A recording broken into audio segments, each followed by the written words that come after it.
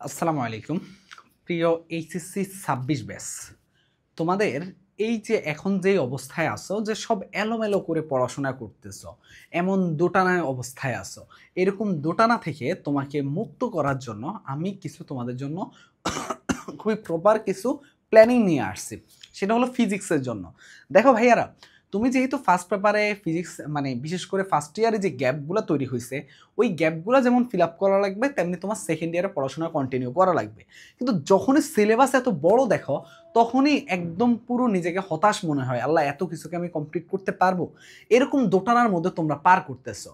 এই তোমাদের কথা বিবেচনা করে আমি তোমাদের জন্য যেই জিনিসটা বলবো সেটা হলো যে ফার্স্ট পেপার এবং সেকেন্ড পেপারে আমি তোমাদেরকে মাত্র 8টা চ্যাপ্টার বলে দিব যে কোন 8টা চ্যাপ্টার পড়লে তোমার এ প্লাস নিশ্চিত হবে। মানে এই চ্যাপ্টারগুলো থেকে ম্যাক্সিমাম টাইমে বিগত বছরের প্রশ্ন অ্যানালাইসিস করলে দেখা যায় যে কোশ্চেন আসে। ওকে, এখন যেটা হলো কি, এই 8টা চ্যাপ্টারের মধ্যে কোন কোন চ্যাপ্টারকে বেশি গুরুত্ব দেওয়া লাগবে, এটা হলো একটা মেইন। মানে এই 8টা চ্যাপ্টারের মধ্যে তোমার হলো যে একটা সিরিয়াল করে দিব, কোন চ্যাপ্টারগুলো আগে পড়বে, কোনটার সাথে কীভাবে কানেকশন করবে, সব কিছু বলে দিব। টোটালি বলতে গেলে তোমাকে আগে এই 8টা চ্যাপ্টার কমপ্লিট করো ভাইয়া, তারপরে নতুন নতুন চ্যাপ্টারে যাও। যখনই তোমার জন্য যখন আমি বলে দিব, দেখো 2টা পেপার মিলিয়ে তোমার প্রায় 20টা চ্যাপ্টার, এখন 20টা চ্যাপ্টারের মধ্যে তোমাকে আমি বলতেছি মাত্র 8টা চ্যাপ্টার পড়তে। দেখো 20টা চ্যাপ্টারের মধ্যে তোমাকে আমি বলতেছি কয়টা চ্যাপ্টার পড়তে, 8টা চ্যাপ্টার পড়তে। তাহলে 12টা চ্যাপ্টার তোমাকে আপাতত পড়তে মানা করতেছে, যে 8টা চ্যাপ্টার পড়লে তোমার এই প্লাসটা নিশ্চিত হবে। এমসিকিউ সিকিউ সকল বিষয় নিয়ে পরে কথা বলতেছি, কিন্তু 8টা চ্যাপ্টার কোনগুলো আগে তো সেগুলো আমার জানা লাগবে, ঠিক না? চলো আমরা শুরু করে দিই তাহলে। কোন 8টা চ্যাপ্টার? দেখো ফিজিক্স ফার্স্ট পেপার থেকে আমি 4টা বলবো, ফিজিক্স সেকেন্ড পেপার থেকে আমি 4টা বলবো। এই 8টা চ্যাপ্টারকে তোমাকে সবচেয়ে বেশি গুরুত্ব দেওয়া লাগবে। এখন তোমার মনে প্রশ্ন হলো, ভাইয়া কোন কোন চ্যাপ্টার সেটা তো বলেন। চলো আমরা শুরু করি। তোমরা প্রথম যেই চ্যাপ্টারটা পড়বে সেটা হলো গতিবিদ্যা চ্যাপ্টারটা পড়বে। এখন গতিবিদ্যা চ্যাপ্টারটা তোমার হলো যে শর্ট সিলেবাসের নাই, তাই অনেকে হয়তো বা প্রথম দিকে পড়নি, কিন্তু আস্তে আস্তে এখন পড়া শুরু করতে হবে, ঠিক আছে? গতিবিদ্যা চ্যাপ্টারটা খুব ভালো মতো আয়ত্তে নিয়ে আসবা। গতিবিদ্যা থেকে যে সব টাইপ আসে এমন না, প্রাসের টাইপটা সবচেয়ে বেশি গুরুত্বপূর্ণ থাকে, আর আগ্রম আগ্রম কিছু জিনিস থাকে, এগুলোকে একটু গুরুত্ব দাও, ইজিলি এই চ্যাপ্টারটা ভালো মতো আয়ত্তে নিয়ে আসতে পারবা। তারপরে হলো যে নিউটনিয়ান বলবিদ্যা। নিউটনিয়ান বলবিদ্যা এই চ্যাপ্টারটা কি হয়, আমাদের অনেকের কাছে অনেক ভয়ের জায়গা থাকে, কিন্তু অবাক করা বিষয় এই চ্যাপ্টার থেকে 3 থেকে 4টা জায়গা পড়তে হয়। 3 থেকে 4টা জায়গা পড়লেই তোমার হয়ে যায়। মানে তুমি চিন্তাও করতে পারবে না নিউটনের বলবিদ্যা থেকে কতটা ইজিলি তোমার প্রশ্ন চলে আসে। জড়তার ভ্রামকের পাঠটুকু যদি ভালো মতো একটু পড়তে পারো, তারপর হলো চক্রবর্তীর ব্যাসার্ধটা পড়তে পারো, ব্যাংকিং কোণগুলো একটু পড়তে পারো, এরকম কিছু কিছু জায়গা থেকে যেগুলো থেকে সবসময়, এবং পাশাপাশি তোমাকে কিসের বলো তো ভাইয়া, আমরা যখন দুইটা বস্তুকে মিলিত অবস্থা বেগ বের করতে বলি, সেই জিনিসগুলো পড়তে পারো। এই যে এই কয়েকটা কমন জিনিস পড়লেই কিন্তু তোমার মোটামুটি এই দুইটা চ্যাপ্টার মানে এই চ্যাপ্টারটা কমপ্লিট হয়ে যাচ্ছে। দেখো এটা কিন্তু খুব কঠিন কাজ না, তার মানে আমার গতিবিদ্যাও পড়া হয়ে যাচ্ছে, নিউটনিয়ান বলবিদ্যাও পড়া হয়ে যাচ্ছে। দুইটা ভালো ভালো চ্যাপ্টার, যেখান থেকে আমার 2টা সিকিউ এবং কি হইতে পারে এই 2টা মিলে 3টা সিকিউ চলে আসতে পারে। এরপরে চ্যাপ্টার যেটা, সেইটাকে আমরা সবসময় আমি বলি যে তোমাদের জন্য পড়ার জন্য। এখন কোনটা সেটা, সেটা হলো কাজ ক্ষমতা ও শক্তির চাইতে। এখানে কথা আছে, অনেকে কাজ ক্ষমতা শক্তি মনে করে যে মাঝে মাঝে ইম্পর্টেন্ট, মাঝে মাঝে ইম্পর্টেন্ট না, এটা লাস্টে বলতেছে আমি। কাজ ক্ষমতা শক্তির চাইতে সবচেয়ে বেশি ইম্পর্টেন্ট এখানে হলো তরঙ্গ। কোন চ্যাপ্টারটা বলো তো ভাইয়া? তরঙ্গ। তরঙ্গ কেন ভাইয়া? এটা ফুল সিলেবাসের চ্যাপ্টার, তবে এটা খুবই ইম্পর্টেন্ট ভাইয়া, এটা পরীক্ষায় সবচেয়ে বেশি আসার মতো এই চ্যাপ্টারটা। সব যে পড়া লাগে এমন না, কিছু জিনিস ভালো মতো পড়তে পারলে তুমি তরঙ্গতে খুব ভালো মতো আয়ত্তে নিয়ে আসতে পারবা। এরপরে 4 নাম্বার চ্যাপ্টারে যেটা আমি বলবো সেটা হলো তোমরা যেই কাজটা করবে সেটা হলো পর্যায়বৃত্ত গতি। এই চ্যাপ্টারটাকে একটু ভালো মতো পড়বে। আদর্শ গ্যাসটার চাইতে পর্যায়বৃত্ত গতিকে বেশি প্রায়োরিটি দাও, ঠিক আছে? পর্যায়বৃত্ত গতি, পর্যায়বৃত্ত গতি থেকে খুবই কমন কমন জিনিসের প্রশ্ন হয়, তাই কঠিন কাজ না। এই 4টা চ্যাপ্টার মেইনলি পড়বা। এখন এই 4টা চ্যাপ্টার পড়তে খুব বেশি পরিশ্রম হবে না তোমাদের, খুব বেশি কষ্ট হবে না। কেন হবে না? কারণ এই 4টা চ্যাপ্টার খুব দ্রুত তুমি আয়ত্তে নিয়ে আসতে পারবা। তাহলে এক্সট্রা করে যদি এক্সট্রা করে চাও যে না ভাইয়া আরও একটা চ্যাপ্টার এক্সট্রা করে দিয়ে রাখেন, আপনি এক্সট্রা করে বললে এক্সট্রা, এটা হলো এক্সট্রা করে, তাহলে তুমি কাজ ক্ষমতা ও শক্তি আর হলো যে আদর্শ গ্যাস দেখতে পারো, বাট কাজ ক্ষমতা শক্তি আগে পড়িও, ঠিক আছে? এক্সট্রা করে যদি এগুলো শেষ হয়ে যায়, ঠিক আছে, তারপর তুমি এই জিনিসটাকে গুরুত্ব দাও। এটা করলে আমার ধারণা ফিজিক্স ফার্স্ট পেপারে তুমি অনেক অনেক গুণ আগাই থাকবে তুমি অন্যদের চাইতে, এবং খুব ভালো একটা মার্ক এনশিওর করে আসতে পারবে, ঠিক আছে? এই যে এই প্লাস পাওয়ার জন্য এই 4টা চ্যাপ্টার এনাফ তোমার ফিজিক্স ফার্স্ট পেপারের জন্য। ফিজিক্স সেকেন্ড পেপারে আসো। ফিজিক্স সেকেন্ড পেপারে আসলে যে চ্যাপ্টারটা তোমার সবার আগে লাগবে সেটা হলো তাপ গতিবিদ্যা। কোন গতিবিদ্যা?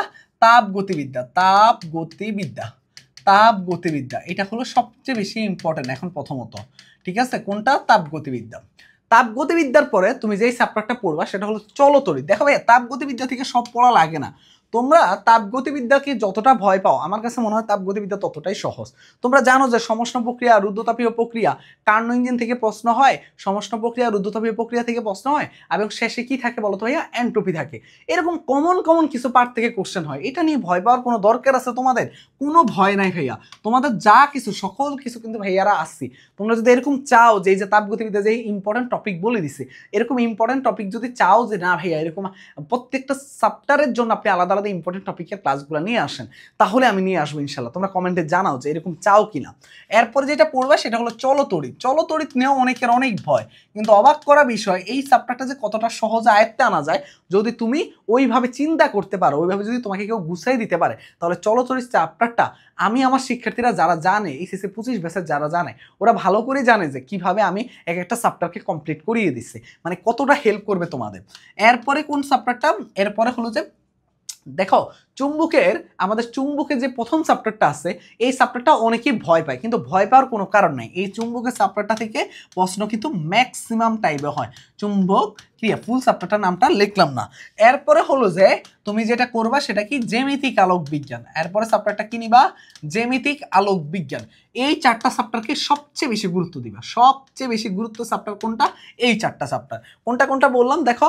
তাপগতিবিদ্যা, চলতড়িৎ একদম কমন কিছু টপিক পড়লে হয়ে যায়। চুম্বকীয় একদম খুবই একদম এমন কিছু বলা যায় যে যেই টপিকগুলো মানে চিন্তাও করতে পারবা না, ওগুলাই প্রশ্ন হয় সবসময়, ওই টাইপের প্রশ্ন দিয়ে রাখে, ঠিক আছে? জ্যামিতিক আলোক বিজ্ঞানটা হয়তো অনেকে একটু সমস্যা পোহানো লাগতে পারে, তো তোমাদের জন্য জ্যামিতিক আলোক বিজ্ঞানে যাদের অনেকটা সমস্যা পোহানো লাগে, তোমাদের জন্য অল্টারনেটিভ ভাবে আমি যেটা বলবো সেই চ্যাপ্টারটা লেখো আধুনিক পদার্থবিজ্ঞান। আধুনিক পদার্থবিজ্ঞান এটা একটু করে ফেলবে। এখন আধুনিক পদার্থবিজ্ঞান থেকে দুই টাইপের প্রশ্ন হয়, বুঝতে পারছো? দুই টাইপের প্রশ্ন হয়। একটা প্রশ্ন কি হয়? একটা টাইপের প্রশ্ন হয় ওই যে আমরা কিন্তু দেখছিলাম ভাইয়া ভর, তারপরে সময়, তারপরে কি দৈর্ঘ্য সংকোচন, এগুলো আমরা দেখছিলাম না বলতো ভাইয়া? এই টাইপ থেকে একটা কোশ্চেন হয়। আর একটা তোমার কি কোশ্চেন হয়? ফটোওয়ালা, মানে ফটো তড়িৎ ক্রিয়া থেকে যেই টাইপের আমরা সিকিউগুলো করে থাকি। এর বাইরে কিন্তু কোশ্চেন হয় না। তোমার যদি জ্যামিতিক আলোক বিজ্ঞান নিয়ে কোনো ভয় বা ভীতি থাকে, তাহলে তুমি এই কাজটা করবে, আধুনিক পদার্থবিজ্ঞানটা পড়ে ফেলবা, তাহলেই কিন্তু তোমার জন্য খুবই সহজ হয়ে যাচ্ছে বিষয়গুলো, ঠিক আছে? এটা হলো মেইন কথা। আর আরেকটা বিষয় হলো যে এই ফিজিক্স ফার্স্ট পেপার এবং ফিজিক্স সেকেন্ড পেপার তো খুব ভালো মতো তোমাদেরকে গুছিয়ে দিছি। যদি তোমরা চাও যে না ভাইয়া গতিবিদ্যা চ্যাপ্টার থেকে কোন টপিকগুলো পড়লে আমার এই টপিকগুলো থেকে ম্যাক্সিমাম টাইমে প্রশ্ন হয়, নিউটনের বলবিদ্যা থেকে কোন টপিকগুলো থেকে ম্যাক্সিমাম টাইমে প্রশ্ন হয়, তরঙ্গ থেকে কোনগুলা, পর্যাবৃত্ত গতি থেকে কোনগুলা, এগুলো একটু বলে দেন, তাহলে আমাদের জন্য পড়তে সুবিধা হয়। যদি এরকম চাও কমেন্ট বক্সে জানাও, অবশ্যই আমি সেটা করবো ইনশাল্লাহ। তোমরা যদি অনেক বেশি আমাকে কমেন্ট বক্সে জানাও, তো তোমাদের চাওয়ার উপরে এটা ডিপেন্ড করবে, যে তোমাদের রেসপন্সের উপরে এটা অনেক কিছু ডিপেন্ড করবে। সেকেন্ড যে কথাটা বলবো সেটা হলো যে প্রথম কমেন্টটা চেক করো, একটা গ্রুপের লিঙ্ক আছে দেখো, ফ্রি কোর্সের এইচএসসি 26 ব্যাচ তোমাদের জন্য। এই ফ্রি কোর্সের গ্রুপটাতে যুক্ত হয়ে যাও। তোমাদের ম্যাথের কিন্তু ফার্স্ট পেপারটা আমি মোটামুটি ফুল ফ্রিতে কমপ্লিট করে দেওয়ার চিন্তা করছি, এবং সেকেন্ড পেপার নিয়েও চিন্তা করতেছি। আর সেকেন্ড পেপারটা আমাদের পেইড ব্যাচের একটা পার্ট। তোমরা জানো যে আমাদের সেকেন্ড পেপারটা আমি শর্ট সিলেবাসে যে চ্যাপ্টারগুলো আছে সবগুলো পেইড ব্যাচে কমপ্লিট করিয়ে দিব মাত্র 500 টাকা কোর্স ফি দিয়ে। তবে আমি কিন্তু ম্যাথের মোটামুটি তোমাদের দায়িত্বটা নিয়ে নিছে। তো ওই ফ্রি গ্রুপে যুক্ত থাকো, ওইখান থেকে তোমরা কিন্তু ম্যাথের আপডেট সব পেয়ে যাবা। আরেকটা বিষয় একটু বলে রাখি তোমাদেরকে, যেটা একেবারে না বললেই না, সেটা কি? সেটা হলো যে তোমাদের জন্য কিন্তু আমাদের সামনে তোমাদের সকল রিভিশন কমপ্লিট করার জন্য চমৎকার বা চমকপ্রদ কিছু আসতে যাচ্ছে। তোমরা অনেকেই চাচ্ছিলা, ইনশাল্লাহ খুব দ্রুত তোমাদের রিভিশন নিয়ে একটা ধামাকা তোমরা আমাদের মেসন থেকে পাবে। আমাদের ফুল টিচার প্যানেল তোমাদের জন্য দিন রাত ভর পরিশ্রম করে যাচ্ছে ইনশাল্লাহ। তো আমাদের সাথেই থাকো, সাবস্ক্রাইব করতে ভুলবা না, আর গ্রুপে দ্রুত যুক্ত হয়ে যাও। আর তোমরা যারা যারা আমাদের ক্লাস তোমরা যদি কোয়ালিটি চেক করতে চাচ্ছ, তোমরা যেই কাজটা করবে সেই কাজটা হলো যে আমাদের এইচএসসি 25-এর আমার ম্যাথের প্লেলিস্ট আছে, প্লেলিস্টে ম্যাথ ক্লাসগুলো দেখে ডিসিশন নিতে পারো সেকেন্ড পেপারে কোর্সে ভর্তি হবা কিনা। তবে তোমরা যদি যোগাযোগ করতে চাও তাহলে এই যে দেখো এইখানের মধ্যে যেই হোয়াটসঅ্যাপ নাম্বারটা 01314770610, এই হোয়াটসঅ্যাপ নাম্বারে মেসেজ দিয়ে বাকি বিস্তারিত জেনে নাও, ঠিক আছে? তো এই হলো কথাবার্তা। সবাই ভালো থাকো, সুস্থ থাকো, আল্লাহ হাফেজ, আসসালামু আলাইকুম।